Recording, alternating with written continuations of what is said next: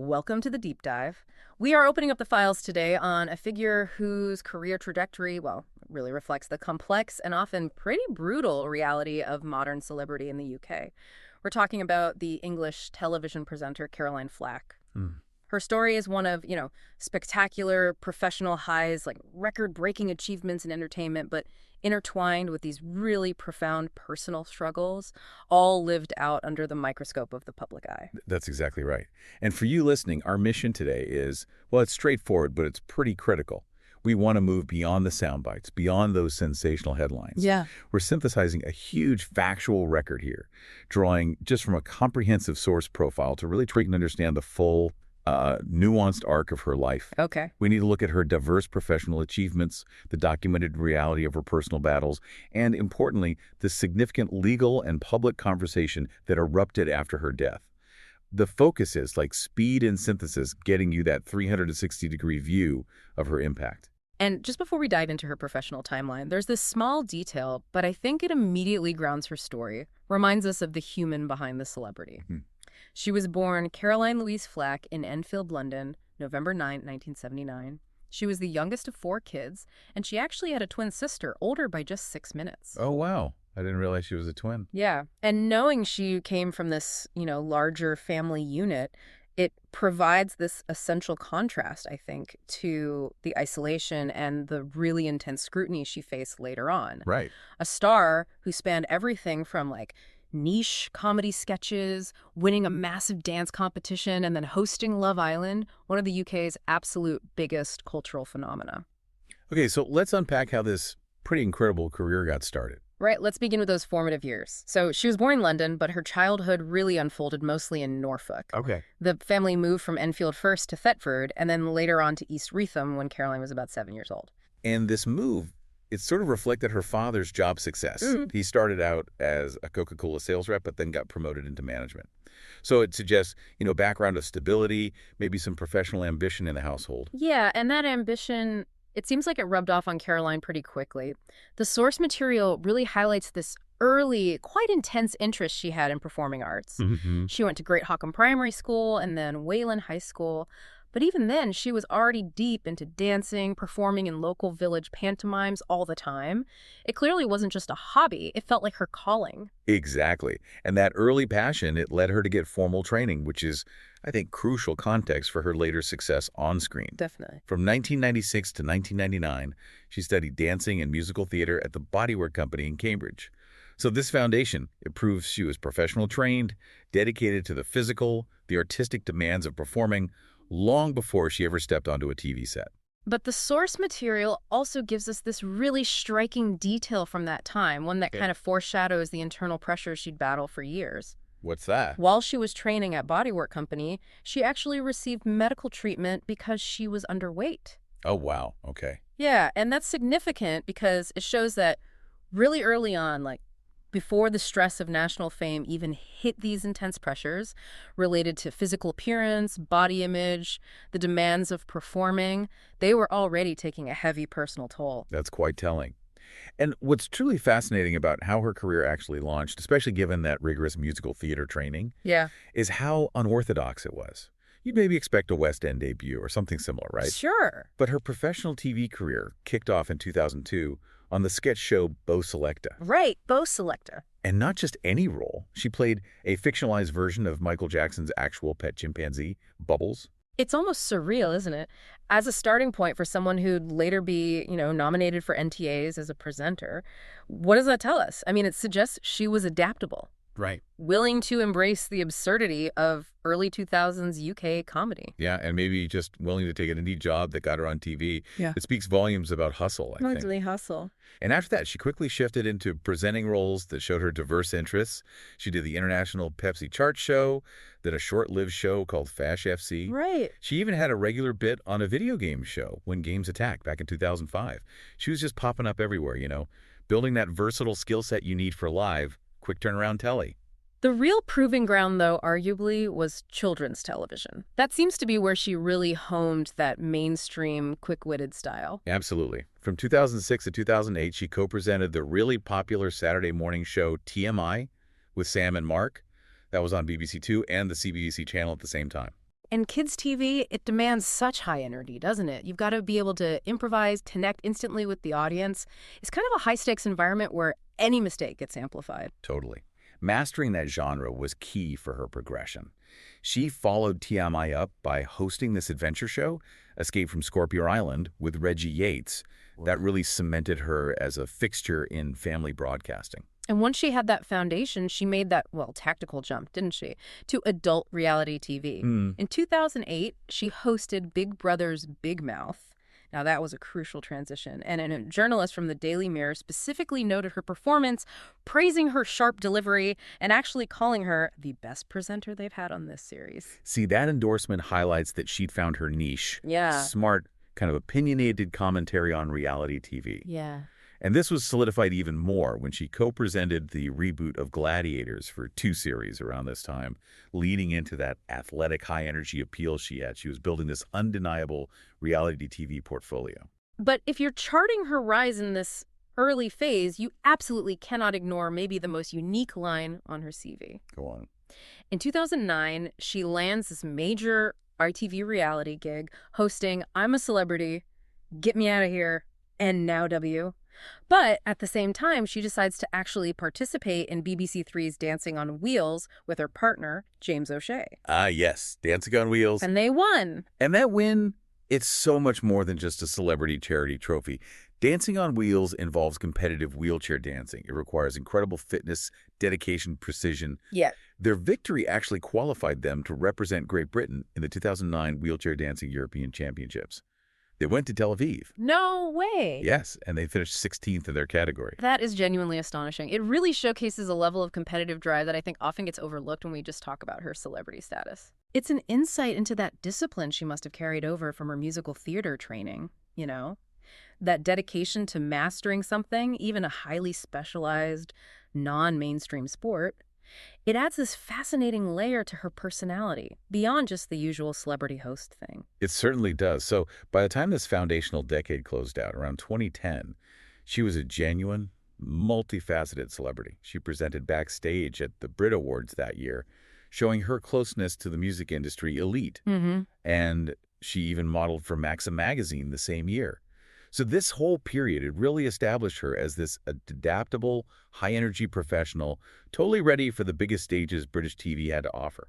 Okay, so as we move into the 2010s, Caroline Flack's career just accelerates massively. She goes from being, a well-known presenter to being right inside the UK's most powerful television franchises. And that phase really kicks off with the X Factor, doesn't it? Her collaboration with Ollie Murs became, well, one of the defining partnerships of her career. Yeah, definitely. She started hosting the ITV2 spinoff, The Extra Factor, in 2011.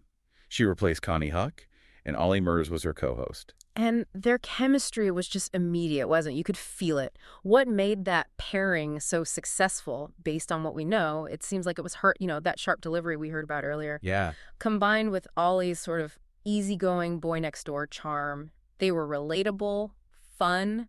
They provided that perfect light relief you needed after the intense drama of the main show. Absolutely. They were so successful they came back for the 9th series together. Right. And even when Ollie left for a bit, Flack actually stayed on, co-hosting Series 10 with Matt Richardson before they both eventually moved on from Extra Factor. But that professional relationship with Murs, it was so strong it went beyond just the show, didn't it? The sources mentioned they reunited briefly to host, like, a Christmas Day and New Year's Eve show on Magic Radio in December 2014. Yeah, it shows their rapport was, bankable. It was a commodity outside of just the big reality TV machine. Then came the absolute biggest professional leap. April 2015, the announcement kind of rocked British TV. Flack and Murs were going to replace the much-loved, long-standing host Dermot O'Leary for the 12th series of the main X Factor show. That is just an enormous promotion. But wow, the risk involved. It carried this inherent, almost crushing risk. How so? Well, Dermot O'Leary was basically synonymous with the show's golden years, right? Replacing an icon like that creates instant comparison, huge media pressure. So while it signaled she'd reached the absolute top tier of light entertainment hosting, Yeah. it was also arguably one of the most stressful jobs on British TV at that moment. And ultimately, maybe that pressure contributed to how short it was. They hosted just the one season, the 12th series, and then both confirmed they wouldn't be back for the 13th series in February 2016. Right. And in a pretty telling turn of events, O'Leary came back shortly after. Yeah.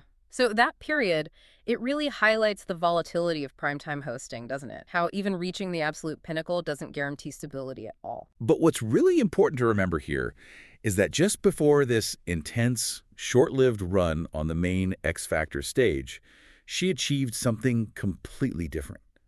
Arguably her greatest and maybe most personal professional triumph. Ah, you're talking about Strictly. Exactly. Winning Strictly Come Dancing in 2014 with her partner, Pasha Kovalev. And Triumph barely covers it, does it? The source material details this exceptional record-breaking performance. They didn't just win, they kind of redefined excellence on that show. Totally. She got the first perfect score, 40 points, of that entire series during the semifinals for their salsa. Now, that alone would have been a career highlight for most celebrity contestants. Definitely. But here's where the analysis really needs to lean into the history of it. In the finals, the standards are incredibly high, right? Flack and Kovalev achieved something unprecedented. They earned 3 additional perfect scores of 40 for their final 3 dances. 3 more. 3 more, which resulted in a total final score of 120 points, a clean sweep of perfect scores in the final. That was a previously unmatched record in the entire history of Strictly. Wow. And the judges' reaction, it wasn't just standard praise, was it? It was like awe. Yeah. Bruno Tonioli called her a golden sex goddess for her cha-cha-cha, which is, classic Bruno. Yeah. But what really resonates is the artistry that Darcy Bussell recognized. She likened their show dance to watching a beautiful contemporary ballet. This wasn't just reality TV sparkle. This was technically brilliant, emotionally resonant dance. And that Strictly win, it felt like a genuine pivot point in her career, didn't it? It sort of reaffirmed those roots in musical theater. Yeah. And gave her the confidence, the platform maybe, to pursue dramatic roles. The source material confirms that the momentum from that win really motivated her to get back on stage. And she did, in quite significant productions too. She starred as Irene Roth in the touring production of Crazy for You in 2017. And then she took on the iconic role of Roxy Hart in Chicago at the Phoenix Theater in 2018. It shows his dedication to using her public profile to actually pursue genuine artistic challenges, linking the success of the Banter back to the dreams of that young performing arts student. It's a great point. And crucially, while all this was happening, she took on the role that would probably permanently define her public image, presenting Love Island. She started in 2015, the same year she took over the X Factor, actually. And context is everything here. We learned that Love Island had been tried before, like a decade earlier on ITV, and it failed. Yeah, it flopped. So it wasn't a guaranteed hit when she joined. What did she bring that transformed this format into such a cultural behemoth? Well, I think she brought credibility, energy, and this kind of knowing wink. You know? She treated the show with the right level of seriousness, like it was a huge pop culture event, which it became. Right. But she also maintained a lightness that allowed the audience to just enjoy the drama without maybe taking it too seriously. And under her stewardship, the growth was just exponential. The numbers were huge. Yeah, by 2018, the show was pulling in 4 million viewers. It cemented its status as the most watched show on the channel, fundamentally changing the landscape of British summer TV. And the accolades followed the ratings, didn't they? She also presented the spin-off show, Love Island, After Sun, starting in 2017. Yep. And her success was officially recognized when she got nominated consecutively 4 times for Best Television Presenter at the National Television Awards. That spanned from 2017 right up until 2020. This period, it really represents her absolute professional peak, confirming her as a powerhouse of British reality television. Okay, so now we really have to dive beneath the surface of those professional highs, because the source material paints this really clear, long-running picture of internal vulnerability that existed right alongside her fame. Yeah, the records confirm she struggled with, well, severe long-term mental health issues. These included documented instances of attempting suicide and self-harming, specifically referenced as happening during her earlier years when she was a young presenter and actress. So this wasn't like a sudden reaction to one event. This was a persistent, decade-long battle. And this internal struggle was just compounded by the very nature of her job. A TV producer, Anna Blue, offered this pretty stark assessment. She commented that Flack just wasn't emotionally wired to deal with all the problems that came with being famous. Wow. And a core problem noted in the sources was her inability to handle the inevitable constant criticism that comes with being a high-level celebrity. It suggests this deep sensitivity that just clashed violently with the demands of the modern media world. And the depth of her commitment to trying to cope with these issues, it's evident in something that came out after her death. Oh, what's that? She was actually working on another book, a follow-up to her autobiography, Storm in a Sea-Cup. Oh, And this later project was apparently blending self-help aspects with personal stories, focusing heavily on how to maintain good mental health. It shows this active, conscious, and very public struggle to understand and manage her own psychological state while juggling these extraordinary professional demands. and the pressure cooker was just massively exacerbated by her relationships, which were routinely dissected, analyzed, and often, frankly, vilified by the press. Yeah. The source material highlights several high-profile romances that were immediately compromised by that public scrutiny. A key early example was when she briefly dated Prince Harry back in 2009.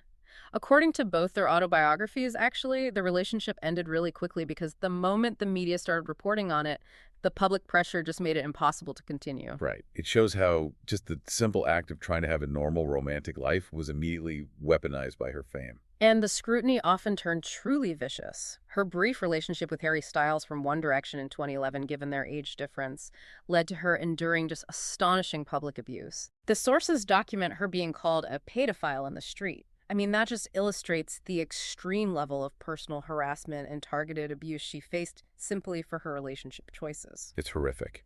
And the cycle continued with other public figures. She dated Sam Smith's manager, Jack Street, between 2014 and 2015, was briefly engaged to the reality TV personality Andrew Brady in 2018, and dated the rugby player Danny Cipriani in 2019. Right. Each relationship just guaranteed a fresh wave of intrusion and commentary, keeping her private life permanently stuck in the public spotlight. And this relentless personal pressure, it tragically culminated in that crisis point in late 2019. On December 13th, she was charged with assaulting her boyfriend at the time, the tennis player Lewis Burton, after an incident at her flat the previous morning. The facts provided in the legal documents, they're pretty harrowing. When the police arrived at her flat, they found Flack covered in blood.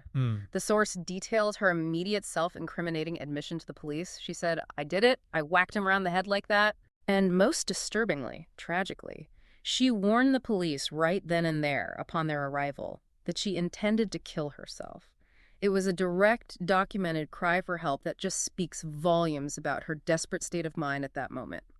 And the later inquest provided more context. It found she hit and attacked Burton while he was sleeping. The motive, as found in the inquest, was her belief he was cheating. And Burton did sustain a head wound during the incident. The immediate professional consequence was, well, inevitable, really. Just 4 days later, December 17th, 2019, she resigned from hosting Love Island.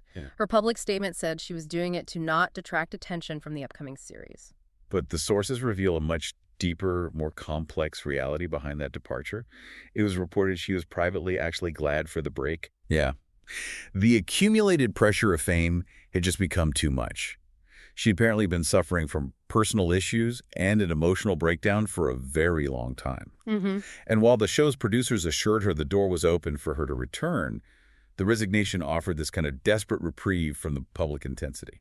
But despite the private struggles, despite the resignation, the judicial process just kept going. She pleaded not guilty to the assault charges on December 23rd, 2019. And a critical detail emerged right away. Her solicitor noted in court that Lewis Burton himself explicitly did not support the prosecution. Right, that's key. She was released on bail, but the conditions were strict. She was prohibited from contacting Burton at all. And her trial was formally scheduled for March 4th, 2020. So she was just suspended in this legal limbo, facing a high-profile trial while already being emotionally fragile. And this is the moment where the legal system and public opinion really clashed most violently, wasn't it? Flack's management launched this fierce criticism of the Crown Prosecution Service, the CPS. They called it, outrageously, a show trial, arguing it was fundamentally unjust, especially since Burton refused to support it. And this specific conflict, it requires careful analysis. The management argued that going ahead with charges against a known, vulnerable public figure whose distress was documented was putting huge pressure on her for, they claimed, no reason other than public optics. They basically accused the CPS of prioritizing PR over pastoral care, over her well-being. But the CPS, they had a robust legal rationale, didn't they?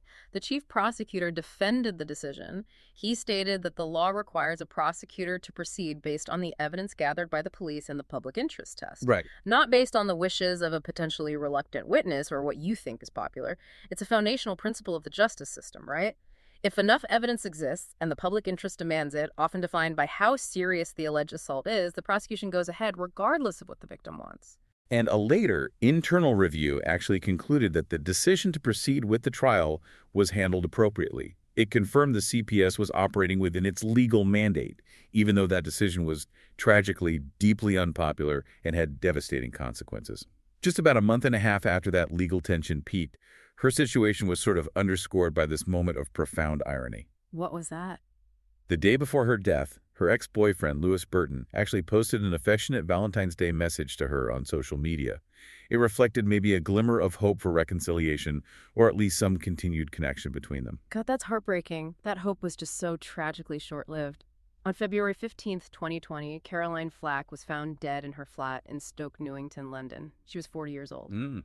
The cause of death was confirmed as suicide by hanging. And the official legal finding came about 6 months later. After a 2-day hearing, the coroner formally recorded a verdict of suicide. And they noted explicitly that she took her own life amid fears of the prosecution moving forward. That legal cloud, the impending trial date, they were directly cited as the trigger point for her final action. And the tragic reverberations of that whole incident, they continued years later. Just in February 2023, the Metropolitan Police issued a formal apology to her mother, Christine. Right, I remember that. It was for failing to keep proper records related to that initial incident back in December 2019. And following that apology, her mother publicly stated her enduring belief. She believed Caroline would still be alive if she hadn't been charged with assault. She put the responsibility squarely on the legal process. Wow. The immediate response from the television industry was, well, shock, wasn't it? And rapid difference. A scheduled The Love Island highlights episode on ITV2 was canceled straight away. Yeah. And E4 pulled a Love Island sketch, one that featured her likeness from the 10th season of Robot Chicken out of respect. When Love Island did return to air, the episode included a televised tribute to her. And ITV made sure that ads for the support charity Samaritans were broadcast during the breaks. The tragedy just ignited this much wider, more systemic discussion about the mental health burden of reality TV itself. Yeah, the context was just unavoidable. Flack's death was the third suicide linked directly to Love Island, following the former contestants Sophie Graydon and Mike Salasitis. Right. And this grim statistic immediately raised these intense, really necessary questions about the show's duty of care, the extreme pressure put on participants and hosts, and the relentless media harassment that just seemed to surround the whole franchise. There were immediate public calls for Love Island to be canceled. Many people drew a specific parallel to the earlier cancellation of the Jeremy Kyle show after a participant died by suicide. Yeah. The argument was pretty clear. If a show's format repeatedly leads to such tragic outcomes, does it still have a social license to operate? It really shifted the focus from just personal tragedy to structural accountability within reality TV production. And that conversation quickly escalated beyond just the TV show itself, didn't it? It went into the broader political sphere concerning media intrusion. Several prominent British politicians publicly criticized press outlets and social media coverage right after her death, basically saying the environment she faced was toxic and potentially fatal. Yeah, and we have specific, quite powerful quotes from the source material that illustrate this political alarm. Daisy Cooper, a politician, stated that the principle in the UK is, "In Britain, we have trial by courts and not trial by media for a reason," she continued. Regardless of what took place, she should not have been hounded to death by tabloid newspapers desperate for clickbait. That quote is so critical because it just identifies the core problem, doesn't it? The media's rush to judgment, the monetization of conflict. Yeah. It effectively created this parallel pretrial punishment that completely superseded the formal legal process. Exactly. 10 other political figures, Lisa Nandy, Keir Starmer, Grant Shapps, they all weighed in, focusing on the failure of social media platforms to adequately control the harassment and bullying aimed at public figures. So the political conversation really became focused on regulation. The collective argument from these senior figures seemed to be that if private companies, the tabloids, the social media giants couldn't police themselves ethically, then maybe the state needed to step in to provide a system of regulation and support for vulnerable people in the public eye. And the public response completely mirrored this political outrage and demand for change. Her friend, Stephanie Davis, started a petition demanding new laws specifically focused on safeguarding celebrities and people in the public eye from relentless media harassment. And that petition just exploded, didn't it? It quickly became this massive groundswell of public feeling, gathering over 500,000 signatures in just 1 week. It was a tangible measure of the collective grief and anger over the perceived role of the media in her death. Absolutely. The lasting echoes of her life now, they seem heavily channeled through tributes that emphasize kindness and mental well-being, reflecting that powerful mural quote she championed. Right. At the 2020 Brit Awards, Harry Styles wore a black ribbon. It was a quiet, respectful tribute to her memory. We also see the continuation of her passions through charity work. Her ex-boyfriend, Andrew Brady, set up a fundraiser in her name for Mermaids, a charity supporting trans children and teenagers, where she was known to be really passionately supportive of during her life. Yeah, that grounds her legacy in specific causes she cared about beyond the headline. And the most enduring visual, maybe philosophical legacy, is that, quote, she popularized and often requoted herself. In 2021, that mural was painted in Wigan, featuring the phrase, "In a world where you can be anything, be kind." It became such a rallying cry, didn't it? Against the very online and media cruelty that seemed to contribute to her downfall. It really did. And her closest friends have worked tirelessly to keep her memory attached to active mental health advocacy. In 2021, friends, notably Ollie Murs included, participated in the really strenuous Climb for Caroline charity event. They scaled 24 peaks in the Lake District in 24 hours to raise funds for the Samaritans. Yeah. And Murs specifically noted that exercise was a primary strategy she used for her own mental health management, making that endurance challenge a really fitting tribute. And finally, the music festival, Flackstock, named in her honor. It held its first series of concerts in 2022. These ongoing events, they ensure her legacy is remembered not just as a tragedy, but as this proactive push for mental wellness, for community, and just for the simple act of trying to be kinder in a world that can be profoundly... So having navigated this extraordinarily detailed story, the contrast just remains the most potent insight, doesn't it? Yeah, it really does. On one side, you have the professional titan, the recipient of that record-shattering 120 points on Strictly, the host who resurrected and solidified Love Island as this national phenomenon, the trained musical theater performer who went back to the stage at the absolute height of her fame. And then arrayed against all that brilliance is the documented reality of just immense long-term personal frailty. Those early battles with body image and self-harm, the emotional breakdown she was apparently enduring long before the charges even happened, and the overwhelming targeted media and legal scrutiny that her own management argued was crushing a vulnerable star. The source material just demands that we hold this tension, the extraordinary talent battling the crushing vulnerability in our minds at the same time. Yeah. Our deep dive has taken us through the specific, factual narrative, laying bare the intensity of the scrutiny she faced. It documents the gravity of those legal charges, but it balances it against the profound systemic concerns raised not just by her friends, but by senior politicians about the conduct of the press and the relentless monetization of celebrity conflict. Right. We saw the CPS operating within its legal mandate, but Flack's management and much of the public arguing for maybe an ethical mandate that should supersede legal duty when someone's mental health is clearly at stake. Which raises this critical point for you, the listener, and really for society as a whole. Following her death, we saw this massive political response, this huge public outcry for fundamental changes in media regulation, new laws to safeguard people in the public eye. Now, given the sustained success of tribute events like Flackstock, which focuses specifically on community and well-being, and knowing she was actively working on a personal self-help book meant to guide others, what does all this tell us about the current public appetite for genuinely understanding the internal pressures faced by high-profile individuals? Oh, that's a heavy question. Is the desire for entertainment still stronger than the demand for empathy? When we consume news about celebrity struggles, when we read those headlines about arrests or relationship troubles, how does this specific tragedy, which was so publicly tied to the media environment, inform our collective responsibility as consumers of that celebrity news? That question is really the lingering consequence of this entire story, isn't it? It is absolutely something worth reflecting on deeply.